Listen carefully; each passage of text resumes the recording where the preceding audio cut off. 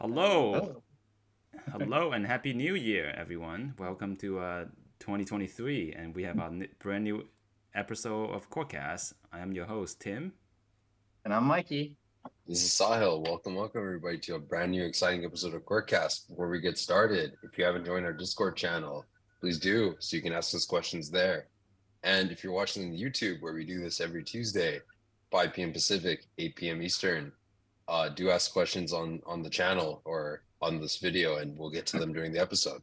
Without further ado, so Tim, last year there was this like report from the I think U.S. Department of Energy about Last this year.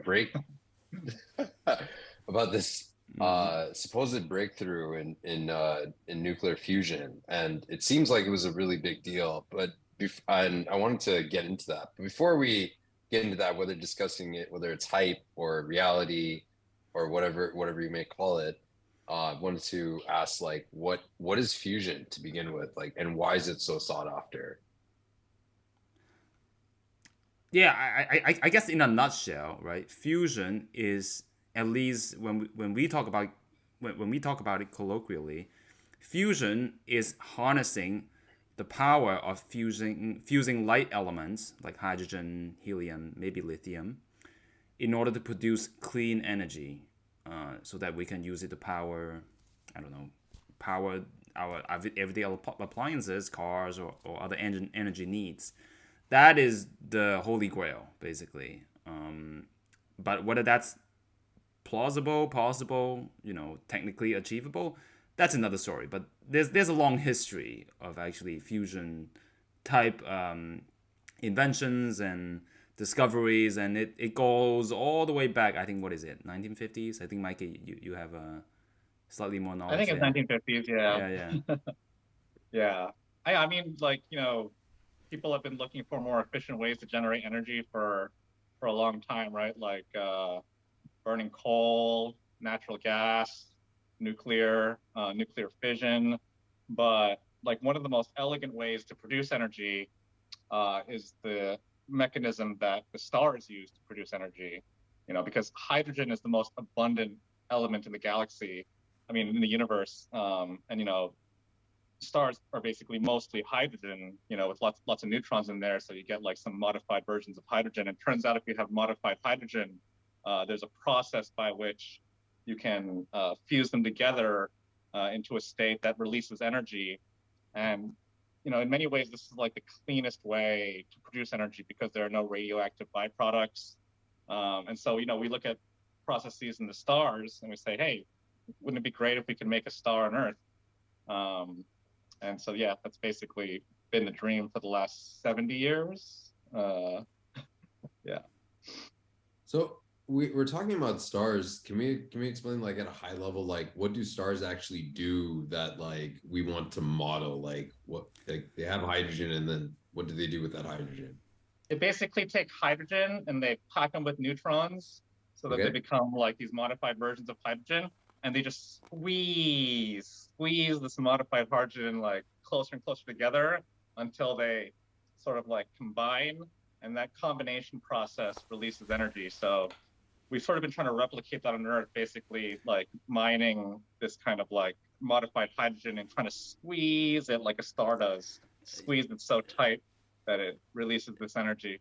Yeah, I guess maybe the significance of this, we have to, like, I think this goes beyond a bit beyond energy, right? Like, stars produce elements. Like, the reason we have on Earth we have such abundance of life and different types of material is because we have the periodic table. Basically, we have different kinds of elements, like things like hydrogen, helium, lithium, beryllium, carbon, nitrogen, oxygen, whatever, blah blah blah. Like, all the things that are needed for chemistry and for life.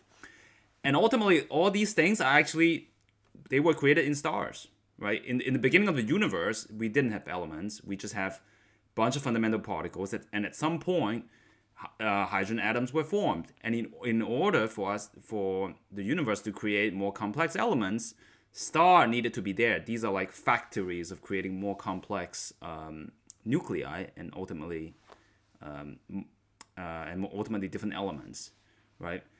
And of course, more complex elements require more complex combinations, and that's why hydrogen is kind of the simplest thing, so it is most abundant in the universe, right? And what's interesting is that it turns out that when you fuse lighter elements together, it actually releases energy, right? But then you can ask the question, well, how come it seems like such a favorable trade, right? Like you combine elements, you release energy. How come the universe even have any hydrogen left, right? And this is sort of the interplay between the forces that we have in nature, right? Nuclear forces, a lot of it is attractive. And when it's attractive, when you combine stuff, energy gets released, right? But then we have some contrasting forces like electromagnetism, for example. We know that charges that are the same repel each other. So we have interplay between attractive forces and repulsive forces. And that's why through this complicated interplay between forces, we actually don't end up fusing all the energy that's left over. So in some sense, this is like a cosmic reservoir of energy that we can harness in the future. And indeed, the sun harnessed that, and that powers all that is on Earth, right? Without the sun, there is no interesting thing happening ever, right? So this cosmic reservoir of energy is in hydrogen, helium, and these light elements. And naturally, the sun is using it to power all life on Earth. And we are hoping to harness some of that, basically. I think it's not. I think it's not a stretch to say that this is the ultimate form of energy production, right? Like, so as we look at fundamental particles, smaller and smaller levels, we discover new forces, right? And every time we discover a new force, we learn how to harness that force to create energy.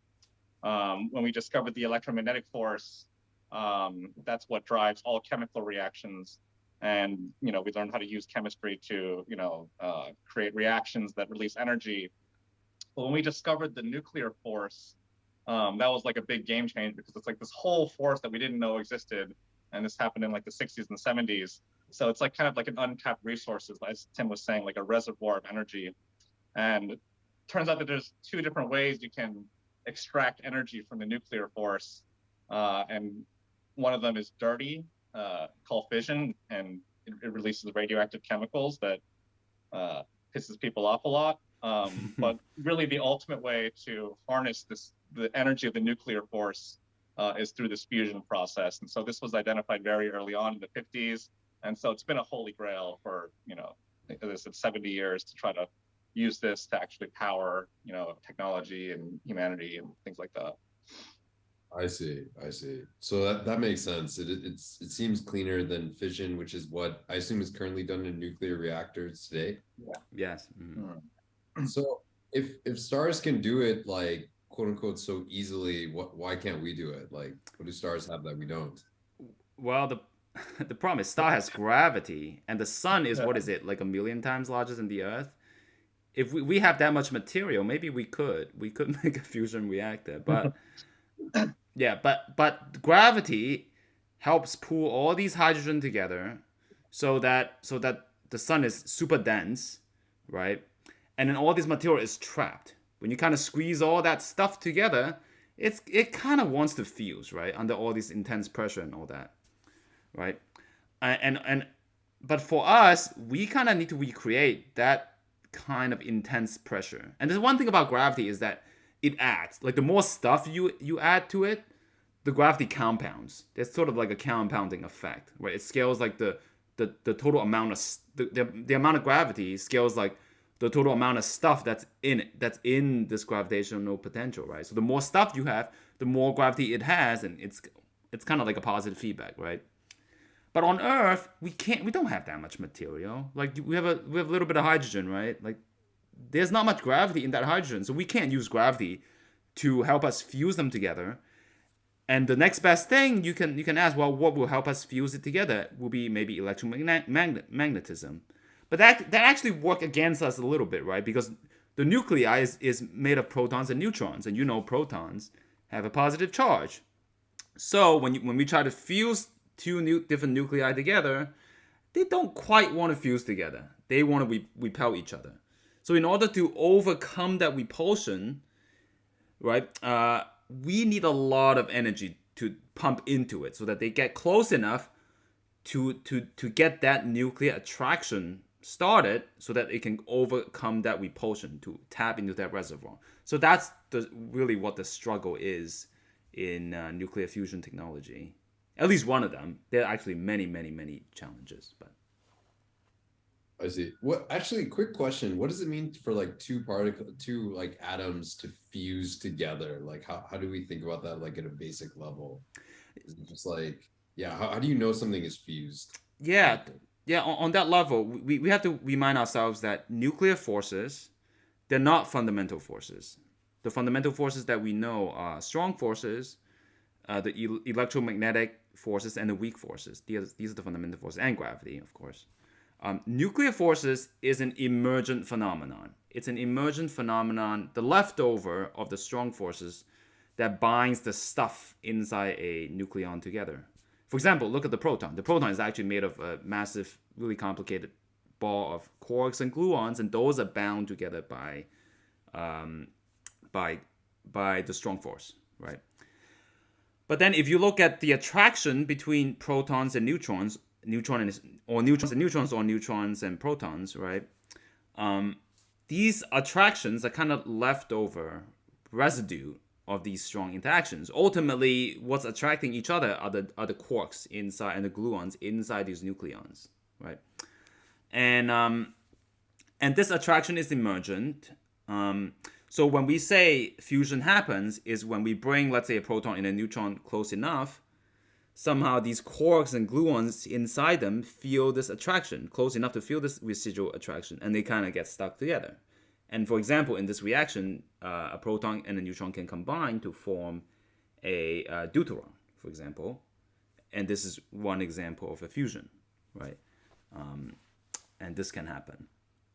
So wait, when you talk about nuclear forces, is it like separate from the strong force, or like what do you mean by emergent? Because I thought there was only like people would consider weak force and strong force to both be like nuclear forces in some sense. Well, that's Break down, not necessarily. Yeah. yeah, break down the misconception. Yeah, I would say nuclear forces is actually a mix of all the forces together, right? There's no like one nuclear force.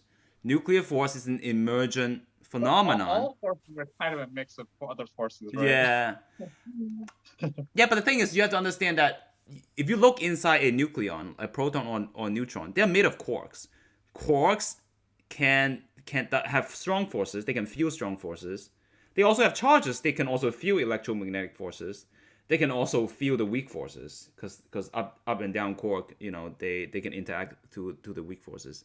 So really, when you sum up all those together, you look at the interaction between a proton and a neutron, or neutron and neutron, whatever, you have to add them all up, basically. So what we call nuclear forces is the sum of all of that.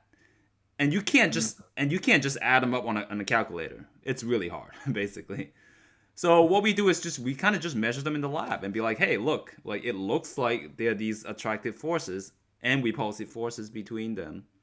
And we just kind of call them nuclear forces. I don't know if this is like a well-defined term in some ways, right? It's just, it's an effective force. It's hard to describe it this way. Like there's like a whole taxonomy about it, and people disagree about what's fundamental and what's not. But I think like there's two ways to like make energy in a nuclear reactor. You crash billiard balls so hard together that they crack, and when you break them apart, it releases energy. And fusion is more like squeezing something into a diamond, and somehow that squeezing process releases energy. And I think it's, I don't know, maybe it's time to like bring up what the elephant in the room, which is like, why is this so hard? Why have people been talking about fusion for 70 years and still very little progress has been made? And I think the reason is because, like, you look out at stars, right? And stars interact with the force of gravity, and they're massive. So at the core of a star, you get the squeezing process where you just crush things closer and closer together, and this naturally creates a fusion process, right? But when you try to do the same thing in a lab, as Tim mentioned, we can't make something so massive as the sun that it actually squeezes the materials and fuses them together. We have to use magnets to try to push them together. So it's almost like taking a material and trying to squeeze it, but it just comes out of the cracks in your finger, between your fingers, and you try to squeeze it, and it just like flies out. Um, and that's actually the same phenomenon that happens, like, everyone's heard of solar flares, right? So when the sun squeezes the material together, once in a while you get ruptures, you get these explosions, and they blast out. But since the sun's so massive, these solar flares basically, they don't have a big effect. They might blast out a little bit. The material eventually just comes back in, usually. But when we try to replicate that process on Earth, when we try to squeeze this material tight together to try to make it fuse, it just flies out between the cracks in your fingers, and we don't have a way of controlling that yet.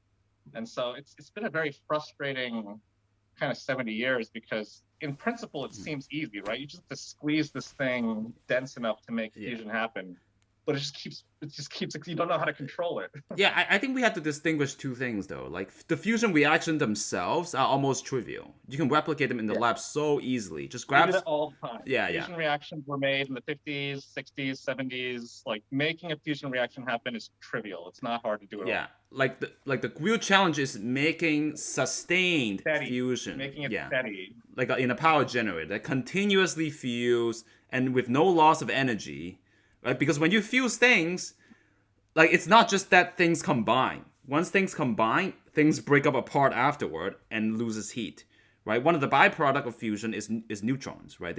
So you can try to fuse some heavy water together, fuse them together, they'll make helium, and usually there's some neutrons that come out. But this neutron carries heat. And in some sense, the way fusion reactors work is we try to harness the heat from the neutrons, right? But as you can imagine, as these neutrons are flying out, you're losing energy in the system. And how do you sustain that? How do you have another fusion happening again so that we keep having neutrons coming out and collecting them and keeping the thing hot and generate like power like a turbine or whatever, generate energy? Like that's the difficulty, right? Like we're talking about macroscopic amount of energy being generated, and that's not so straightforward. Well, more than the fact that the neutrons are being ejected is the way they're being ejected. So essentially the biggest barrier to fusion energy practically is solar flares. You try to make a star in a bottle, it's going to have a solar flare, and when a solar flare occurs, you don't know how to predict it, you don't know how to stop. It's like trying to predict the weather. So trying to control a solar flare when you have a star in a bottle is like trying to predict the weather. It's very, very, very difficult. People didn't know how difficult it was for a long time. Basically, people didn't know how difficult it was until the 90s. And that's when people were like, oh, crap, this is going to be like a long haul. So I don't know. Can we go back to the root topic of this so-called breakthrough and just say that it's absolutely ridiculous? Wait, before that, I just want to ask one question, then we can get to the so-called breakthrough. Why can't you just take a bunch of neutrons and just like squeeze them together? There would be no repulsion between them, right? Yes, Would there? yes, indeed. You can't start with neutrons because neutrons don't have any latent energy inside them. You have to start with these like hydrogen-ish atoms that have this latent energy inside them. You have to squeeze those together. And so neutrons are neutral, right? It's not hard to squeeze. Well, it is hard to squeeze neutrons together. No, because they're neutral. No, they don't have any force. No, there's a bigger problem because neutrons only live 15 minutes? Like if you have a vat. No, but you wouldn't squeezing neutrons together wouldn't give you fusion. Yeah, it wouldn't. Of course, it wouldn't. Yeah. So in order to make a stable nuclei, you need some mixture of protons and neutrons, right? So you basically have to push hydrogen together. Yeah. So and hydrogen has charge. Yeah. So charged particles in it. Yeah. So theoretically, you could, let's say, combine neutron and a proton together, and it will form a deuteron, and it will release energy. But the thing is, where are you gonna get all these neutrons? Like they're not just free floating around. Like they don't last very long, right? Is it like a day or 15 minutes? I think it's 15 minutes lifetime, right? So in order for you to make those vats of neutrons, also they're not charged. It's hard to handle, right? Like you can't just hold them. They'll be absorbed in they'll be pretty hazardous, really. Like they can get readily absorbed, slow neutrons. They can get readily absorbed into other material, into your hands, into the nuclei in your hands, and start random nuclear reactions in random places. You don't want that. So yeah, and also we don't have free neutrons just floating around. So yeah, like Mikey said, you gotta squeeze existing stable elements together, right? You can't just grab like, things that are not that stable. So these are some of the requirements, technological requirements that we need to achieve fusion for And then, commercial use. Mikey, you said one word. I just want to quickly define latent energy. What does that mean? Why do neutrons have latent energy, but like No, hydrogen? neutrons do not. Like, well, they might. I mean, they do, but not much. But like there's energy. Like when you have a bound particle, like a hydrogen atom or a deuterium atom, there's energy in the fact that they're attracted to each other in a bound state. They basically store energy. Yeah. So when you fuse them with something else, that energy is kind of fair game for you to extract. I mean, neutrons do have like latent energy also, but it's not sufficient enough to create a reaction that can produce energy when you fuse them together. But it turns out that like for hydrogen, for heavy hydrogen, like deuterium and tritium, these are like basically heavy variants of hydrogen. They have this stored energy in their bonds in such a way that when you combine them, the resulting state releases energy. And it's kind of like a magic of nuclear physics and chemistry that this happens. So there's nothing wrong with the neutron. I'm not dissing neutrons, but they just don't have what it takes to create the energy that we need. Gotcha. All right, then. So without further ado, let's get to this article that claims the breakthrough. Mike, you seem to have the strongest opinion out of all of us on this. So what is your take on this article? Is it a breakthrough? Is it not? It's definitely not a breakthrough in the sense that like the Secretary of Energy has like a press conference and makes a big announcement that we've like reached this huge milestone, and she's making it sound like we went to the moon or something like that. That actually pissed me off a lot, because fusion is a lot harder than people thought it was, and there's 70 years of history of people like, it's right around the corner. It's going to be 5 years from now, 10 years from now, and then people realize these kind of complications that made it a lot more difficult. And there's just nothing about this particular achievement that brings us closer to the dream of fusion energy. Like I can say that for a complete fact, that there's nothing about this breakthrough that brings us closer to the dream, so to speak, than we were before. Well, I would say, to be fair, it's a milestone that you need to achieve fusion, but it's still pretty. Yeah. It's like when you're hiking. It's like you reach a one of 100 milestones that we need to make. Well, precisely the news. The news article. If you don't read precisely, it might be a little misleading. They claim that they were able to ignite fusion and get more energy than it puts in to do the ignition, right? But then if you ignore 90% of the system. Exactly. But then if you look a little further in the system, the energy it takes to generate the laser and whatnot, it's like 10 times higher, basically. Right? They only recover 10% of the energy. And also, this was done in a facility that was built. Wait, I thought it was 2 orders of magnitude. I forgot. Either 10 times or 100 times. I forgot. Yeah. In any case, it's maybe it was 2 orders of magnitude. Yeah. So in any case, and this is also in a facility that wasn't really like a fusion reactor. It was a facility that was designed specifically to study ways of igniting fusion, right? But then this is kind of the first step, right? In order for you to have sustained fusion, you kind of have to ignite it in the first place. So it's like, it's not the first step though. It's like the 697th step.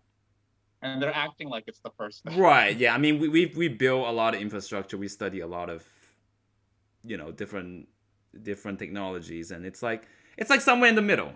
It's like we're in the middle of a big marathon. I don't know which mile it is, but it's like we took another step. We have no idea what mile it is. That's the thing, and they have no idea what mile it is. It's like imagine yeah. Mm-hmm. Oh, go ahead, Tim. Go ahead. I was just gonna say it's like imagine you're running a marathon. At some point, you went through mile number 3.54, and it's like, yay, that's a milestone because we said so. That's kind of like that.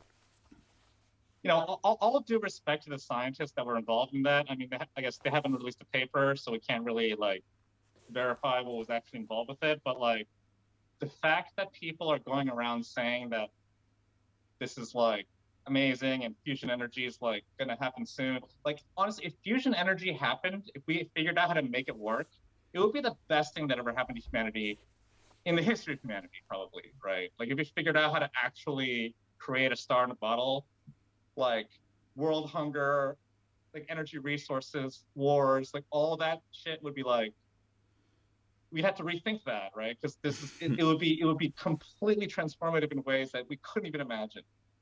And the fact that they used this to say that, oh, we're like almost there, when in fact we're not any closer to that than we were a day before this achievement happened, I think is kind of appalling. I don't know. Oh, so are you saying, okay, so I just want to understand like the crux of this. So the crux of this is, so what did they say? Like, what is the part they put in energy and then they extracted more energy out minus the laser? Like, what was that piece that they claim? Like, what Yeah, were so for a while, like, people have been making fusion reactions happen, like this star in a bottle phenomenon, but like it's always been that you had to put more energy in to like make it happen. You get a little bit of energy out. Like you have to, like, it takes so much energy to squeeze this stuff together Yeah. that we don't actually get more energy than we put in to try to squeeze it together. In a star, gravity kind of squeezes it for free, so it's like very efficient. But we have to like spend a lot of money on electricity to power magnets to squeeze the stuff together. And in the end, it's a net loss. So these people figured out a clever way to kind of split the problem up, where they shoot a laser in all directions to squeeze the material together. And the energy in the laser is less than the amount of energy that came out. And so they said, okay, we created more energy than we put in. But what they don't tell you is that it took 100 times more energy to power that laser than what they got out. So it's like very symbolic. So I want to break that down. What does it mean, energy in the laser versus the energy to power the laser? Like what? It's not. I mean, I can't distinguish it. There's no. It's arbitrary. Yeah. Okay. So. Yeah, I think in the announcement they break it up into the reaction itself and everything but the reaction, right? Like like the energy of the hydrogen that they had coming in and coming out get released. They somehow remove that part and be like, hey, let's consider that part separately, as a and ignore the rest, whatever that we need to pay the bills for, right? Like powering the equipment, charging up the laser, blah blah blah. Like ignore all that. If you just take the reaction as it is, yeah, that reaction we finally generated energy, basically, right? That was done, right? But if we're ignoring all the stuff that needing to power that laser, to compress it, to heat up the medium, blah blah blah, right? That's like 100 times, costs 100 times more energy, basically. So yeah. Yeah, so if I'm understanding this, okay, so I get that the energy required to power lasers 2 orders of magnitude higher. It's a net loss in terms of energy, like a gross net loss in terms of energy. But I just want to understand the piece that they reported on, that they so-called hyped up on. Is the energy of the hydrogen coming in, is that like the binding energy, and then they use these lasers to squeeze them together, and the energy that got produced as a result of that was greater than like the energy of just the hydrogen by itself? Is that correct? I'm not sure. It's a little vague. I couldn't find a lot of information, but that seems like what they're going for. Like the reaction itself releases more energy, but not the entire setup. I think that's Yeah. Gotcha. What it took to initiate the reaction was a huge energy loss. It always is. Yeah, that makes sense. So what I'm hearing is this is just a very I should say very very hyped up from what I'm hearing. It's extremely hyped up, and I feel like I hate to detract, because I'm sure, like, it's an engineering. It is impressive from an engineering standpoint. You create an arrangement of lasers that the energy in the lasers themselves were less than the amount of energy you got out. So you can call it a win if you want to, because but It's kind of like an Yeah. artificial milestone, I think. Hmm. You if got, you think that we are any closer to the dream of like clean energy because of this, then you are out of your mind. Ah, gotcha. That makes sense. I mean, clearly the laser took towards the magnitude more to power.